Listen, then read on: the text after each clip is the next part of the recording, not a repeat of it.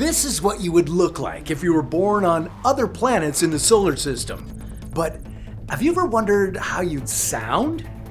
Yeah, on these planets, your voice would be very different. From deep and scary to... In this video, we're going to send you to each of the planets in the solar system, starting with the smallest world and ending with the enormous gas giants. Let's see if anyone can hear you scream. Okay, we'll start with the closest planet to our sun, Mercury. It's an odd world. You see, Mercury might be the closest to the sun, but it's not even the hottest planet. Don't get me wrong, it's still scorching during the day with temperatures going up to 427 degrees Celsius, but at night, you see the temperatures drop to minus 179 degrees Celsius. And those nights on Mercury are long. They last for 3 Earth months. The reason why the temperature has such a wide range is the atmosphere, or specifically, the lack of it. Yeah, instead of a full atmosphere like we have on Earth, well, Mercury has a thin exosphere. There's some oxygen in it along with sodium, hydrogen, helium, and potassium, but you couldn't breathe it. If you were born on Mercury, well, you'd have a stocky build and a thick layer of fat under your metallic-looking skin to help you do some internal temperature control. But still, you couldn't breathe here, not in this exosphere.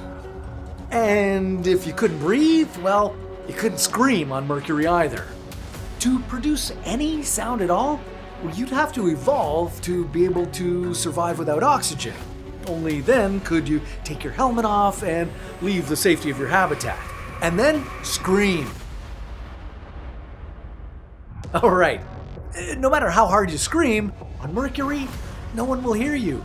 And not only because there's no one else around you, the thing is, sound needs a medium to travel through, and being on Mercury is practically the same as being in the vacuum of space. Its extremely thin exosphere is just wisps of atoms. The vibrations of your vocal cords would have no air to carry them, so your voice wouldn't travel at all. Mercury is a quiet, scorching hot, and frigid cold world. But there's still one way you can hear things on it. You'd have to press your ear to the ground during a Mercury quake. A Mercury quake is like an earthquake, just on Mercury. If you put your ear to the ground, you'd hear the vibrations of the planet, like a deep, deep rumble. But I wouldn't stay there too long, though. It's still a quake, and shaking ground could cause all kinds of havoc. Mercury is a place of extremes, and a silent one at that. So let's move on to a planet that has an extremely thick atmosphere. Out of all the rocky planets in the inner solar system, Venus has the densest, most terrifying atmosphere. And sounds are booming here. Literally. But before I tell you exactly how you would sound on Venus, I'm going to take you on a journey inside your ear. Your human ears evolved on Earth to detect and interpret sound waves in Earth's air. You have an outer ear, that's the part of your ear that you can see. This is the part that gathers the sound waves. Inside, you've got a middle ear. It has ossicles, which are the tiniest bones in your body. They amplify the vibrations that your outer ear detects. And then there's the inner ear. Here, you've got the cochlea. It's a spiral-shaped organ that's filled with fluid. Now, when sound vibrations reach it, the fluid inside the cochlea moves and triggers tiny nerve endings. Then these nerves turn the vibrations into electrical signals that travel to your brain. That's how you hear. Hey, fun fact, some parts of your ears evolved from fish. Yeah, one of the tiny bones in your middle ear, the stapes, evolved from an ancient fish's gill. And the other two, the malleus and the incus, were once part of the jaw in your ancient reptile-like ancestors. It took millions of years of evolution for these bones to detach into the middle ear, all so that you can hear things all around you. Listen, hearing is not just a practical sense. It's one of the main ways you experience the world. It shapes your connection to the people around you, the places you explore, and even your sense of identity. If you were to travel to a planet where you suddenly lost that sense, you'd lose much more than sound. But you don't need to leave Earth for that to happen. Hearing loss affects more than 1.5 billion people right here at home. And when it goes untreated, it's linked to higher risks of depression, dementia, heart attack, and dangerous falls. Sound is the bridge between you and your environment, and when that bridge disappears, life changes in every direction. That's why one company called Envoy Medical is working to help people with hearing loss rebuild that connection with breakthrough medical technologies. Envoy doesn't make hearing aids. They've developed something much more interesting: fully implanted hearing systems that work entirely inside the body by leveraging the natural anatomy we discussed earlier. There are no external microphones, no processors clipped to your clothes, and nothing in, on, or behind the ear. Their technology uses a proprietary piezoelectric sensor to pick up natural sound vibrations off the incus bone, the middle ossicle, and convert these vibrations into powerful signals that the brain can interpret as sound. The result is hearing that feels authentic and effortless without having to rely on an external device. And because the system is implanted under the skin, it's completely invisible and works around the clock, even while you're sleeping, showering, or exercising, without daily maintenance or visible parts. Envoy's Esteem fully implanted active middle ear implant is already FDA approved and helping adults with moderate to severe hearing loss. And their investigational fully implanted Acclaim cochlear implant has earned the FDA's breakthrough device designation for its potential to significantly improve people's lives with hearing loss. The Acclaim is currently in an active pivotal clinical trial, and the results to date have been promising. Envoy Medical is publicly traded on the NASDAQ under COCH and is one of the first movers in fully implanted hearing technology. With global patents and major clinical advancements, they're redefining what hearing restoration can look like. If you want to learn more, check out the link in the description. You didn't evolve to hear things on Venus, where the conditions are beyond extreme.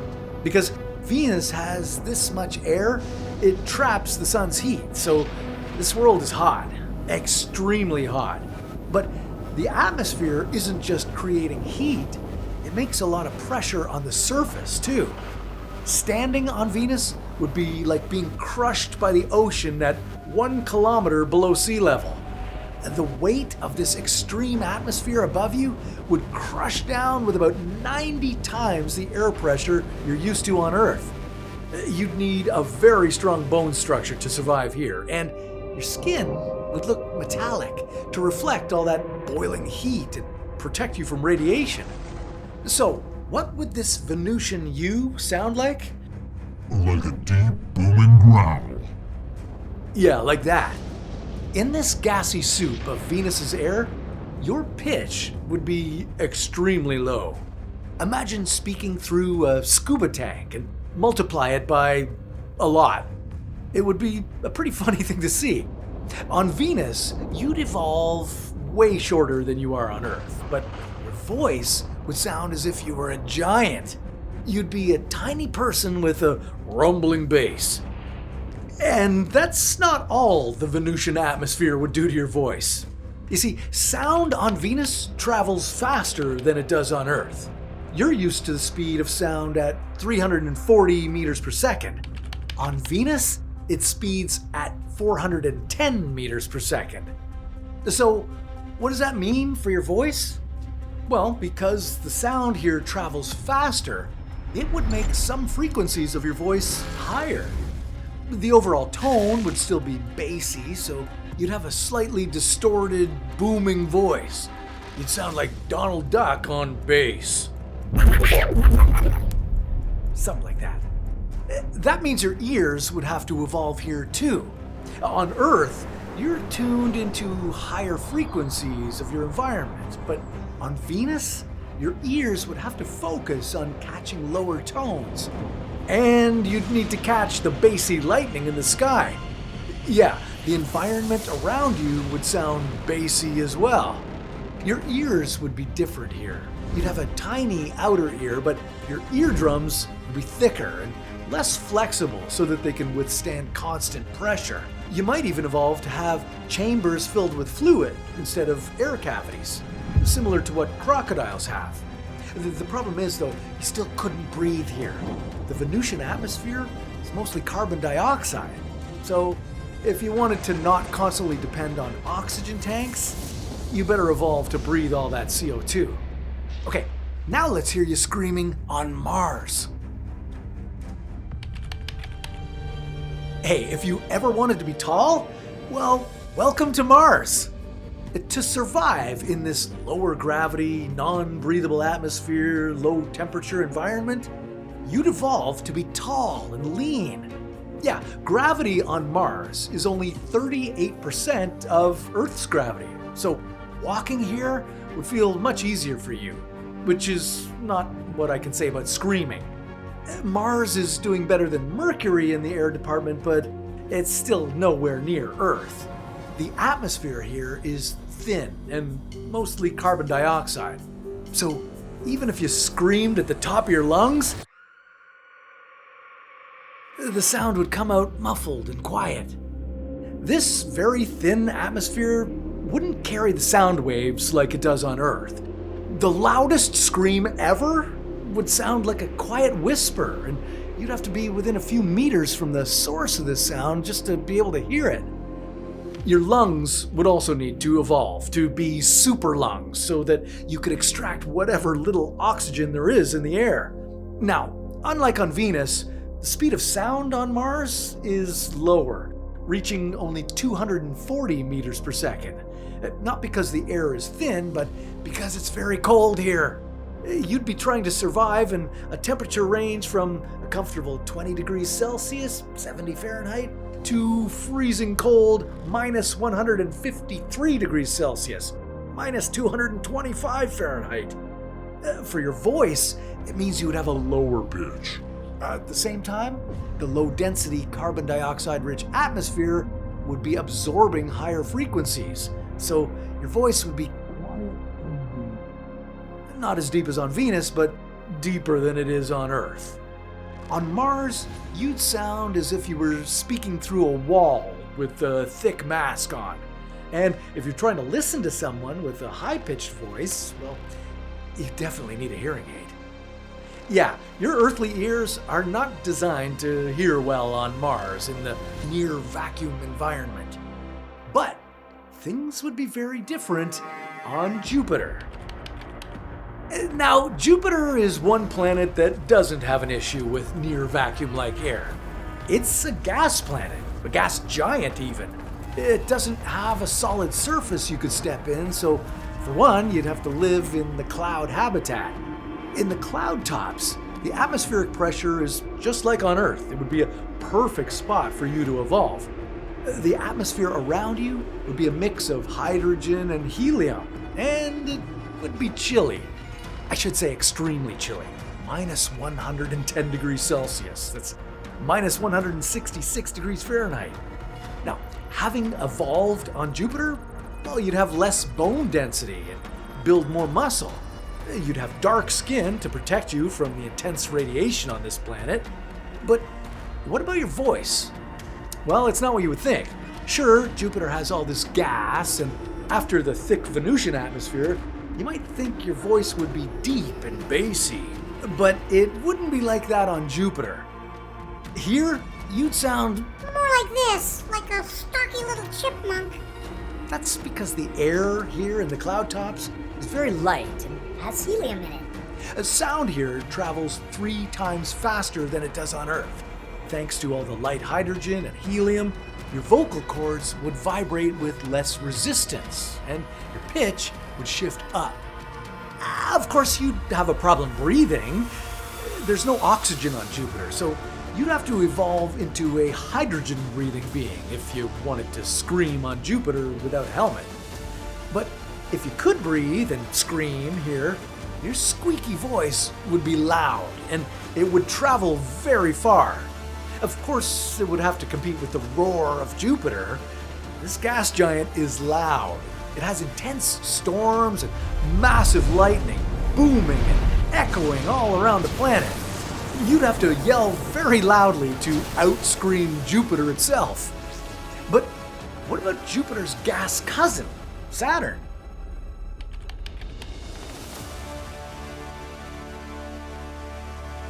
Okay, like Jupiter, Saturn has a hydrogen-helium atmosphere too. And the temperature in the cloud tops drops to minus 140 degrees Celsius, minus 220 Fahrenheit.